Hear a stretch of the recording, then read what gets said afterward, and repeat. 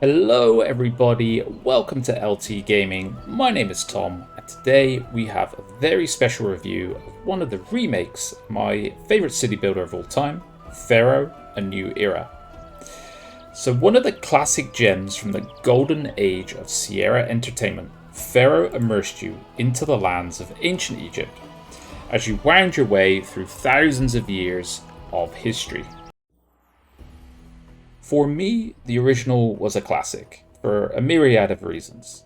Firstly, the core city building mechanics were great, with so many subtle nuances to building a smooth running city. Secondly, the campaign was excellently executed, with a powerful sense of history permeating throughout. And finally, I have a little bit of a masochistic streak, so the sheer undertaking when building the monuments and the scale of it really appealed to that side of me. So that, LT Gamers, is why I loved the original, but how to judge this remake. So I will look at this game through two different lenses. One, if you are a city builder fan or are a veteran familiar with the original. And then secondly, if you're more of a newbie to the genre, a bit more of a casual gamer, so how can you look at it and what can you take away from this game? But firstly, let's get the details out of the way. This is developed by Triskel Interactive and published by Dotemu, and will be available for €22.99 or your local equivalent. The bread and butter of this game is the campaign, which takes the player through 4,000 years of history in 6 distinct eras as an Egyptian family. It comprises of 50 missions that are faithfully adapted from the original, and it's estimated it will take around 50 to 60 hours to complete. I myself am around 8 hours into the campaign, and I've really enjoyed starting from humble beginnings, just building a few houses, a few farms, things like that, and then getting into the harder missions where you start to tackle the monument building and those elements of the game. And one aspect that I can highlight straight away that's made the game a lot more playable is the quality of life improvements and just kind of things that have been changed from the original that were slightly frustrating when you would play. And I'll go into more detail on what those are later, but it's all still ticking the nostalgia box while advancing the game into the modern era. And the other mode to highlight to you guys is the mission selection mode, which essentially allows you to jump in on any mission throughout the Pharaoh or Cleopatra campaigns. And you can see here all the different eras broken down. And overall, this is a very nice feature that adds a lot of replayability. And I can also highlight to you the custom missions tab, which allows you a more sandbox approach to just build and kind of explore the game across all the different maps that we have. One thing I'm very excited about is this little downloads thing here to see what the community start to produce to add new looks to the game. I'm very excited to see where this ends up. As this game is a remake, there are of course some changes from the original, like I've mentioned before, that make life just a lot easier for the player. So the UI has been completely revamped along with the HD graphics. So on the right hand side, you can see the build menu here, and things have been organized a lot easier. So it's all one click. I want to build a gold mine. I can position it down here with my other gold mines. Very easily, very simple. Whereas before you had to kind of guess the symbols, if you remember the old Pharaoh.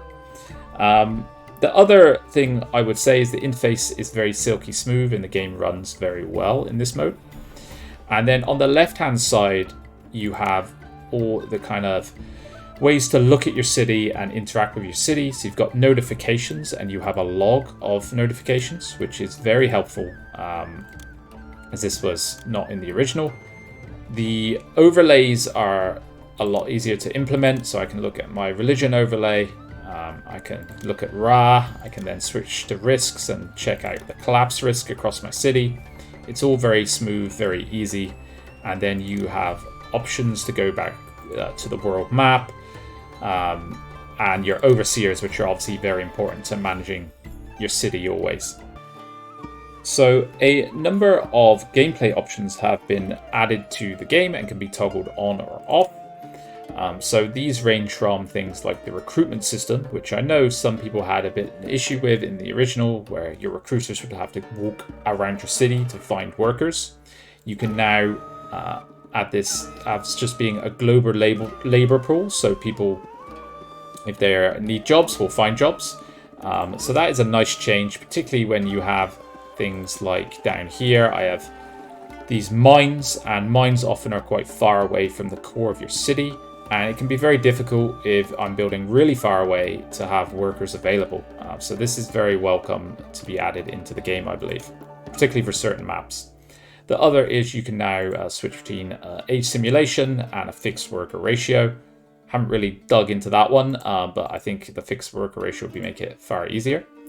And one interesting one that for particularly some later maps I remember is turning predators on and off. I remember hyenas being the bane of my existence in some of the late missions on Pharaoh, the original, and just annihilating my citizens, and I'd have to wall them off, and it was kind of ridiculous. You build walls around them so they can't keep attacking you, and it felt a little bit cheesy and weird, so maybe turning them off will be a fun option. And there's quite a few here for you guys to dig through. I won't go through everything, but things like the off-road tower. I don't know if you guys remember building towers in the old game, but they would have to have roads going to them, and it felt very janky and weird to have roads going all over, and then you'd have to adjust your roadblocks. And one very welcome thing is the ability to change the difficulty setting. I'm not certain precisely what the difficulties change, but I assume it would be a lot of random events, a higher threshold for many of the, for example, fire wardens going around and police wardens going around, and probably just more requests coming in from the Pharaoh as well and other cities for you to complete, making it a lot difficulty. And there is a whole host of other ones here around kind of setting up the docks, water lifts as well, having roads. So a lot of very kind of quality of life changes here that I think have been added by the developer based upon listening to the players. Simply put, Pharaoh was a great city builder, and the remake keeps up that tradition in a stellar fashion. I felt that the old core classic gameplay tenets have been blended seamlessly with this HD facelift and assortment of function and features that were missing from the original. And even one of my biggest gripes for the first incarnation, which was the combat, have been altered. So it now allows you to fully focus on city management and those principles rather than this janky combat. So I can demonstrate to you here, we've got the enemy on our territory. And previously in the old game, you could have enemies appear from anywhere on the map, and they could sometimes wreak havoc. A stray Nubian warrior could get into your city and just destroy half of it.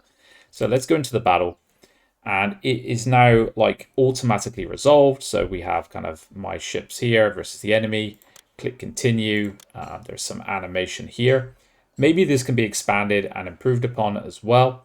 But if you basically click continue throughout everything, you will then end up with a summary of what occurred.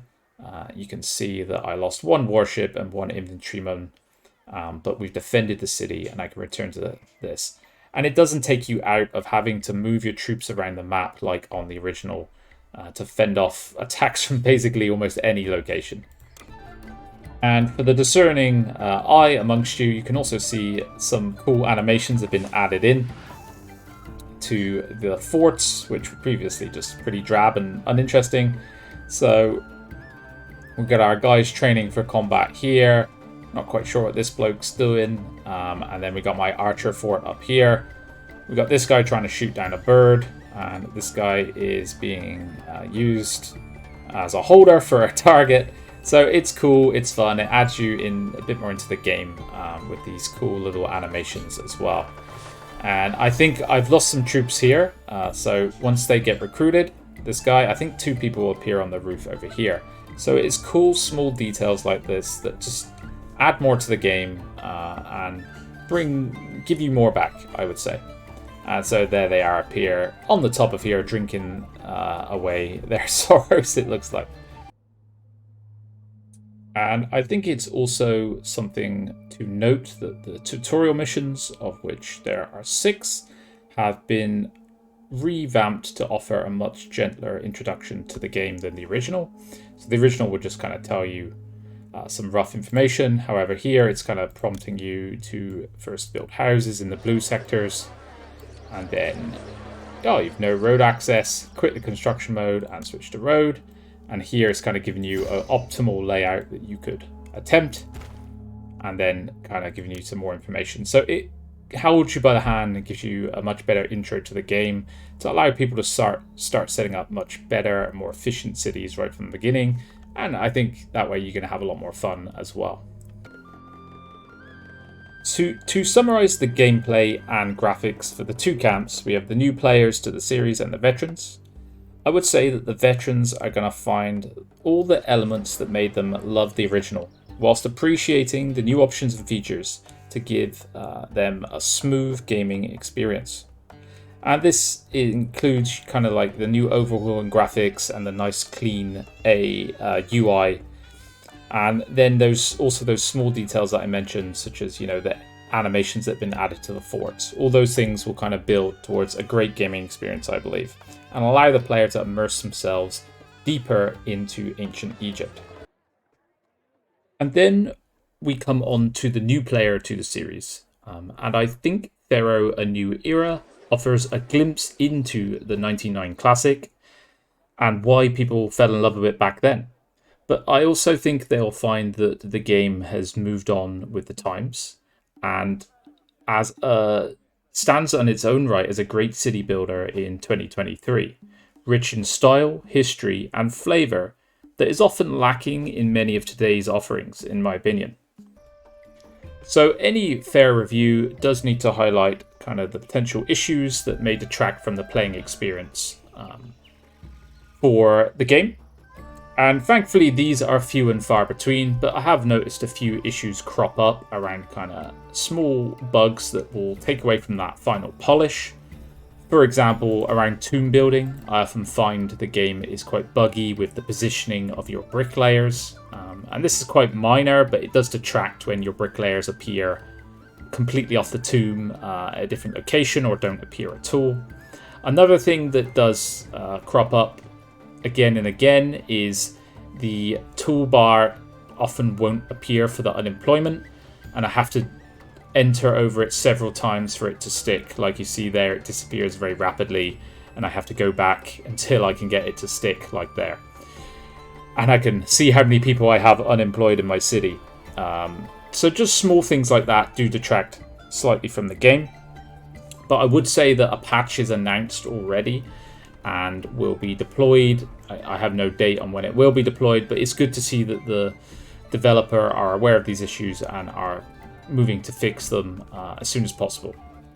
I would also highlight attention to the tips and tricks video from Dotemu as a great way for the newer players in particular, or maybe the veteran players, to remind themselves and learn about how to play the game and kind of what the mechanics and functionality of different things are, and allow them to just kind of jump straight into enjoying how to run an optimal city. And so I'll put that in the description of this video so you can always take a look at the tips and tricks that they've put forward. So now it falls upon me to deliver my take for players, both new and old, on this game, and if indeed it is worthy of buying. If you've jumped ahead to this point, then here is the takeaway. It is an emphatic yes for both groups of players. Even without my extensive history of playing the original, I think this is one of the best city builders I've played in many, many years. The gameplay is stellar, the graphics and UI are great, and the aesthetic and setting are unique, all for a very reasonable price point, I believe. Should you buy Pharaoh: A New Era? Yes, you should. Thank you for listening to me ramble on about this game, guys. I've really enjoyed making this video for you. If you have enjoyed it, please help us out on the channel with a like. Let us know in the comments what you think of the game. Let us know what you think of this review. And of course, if you want to hear more of what we do here, please consider subscribing as well. And I'll see you guys on the next one. Bye bye now.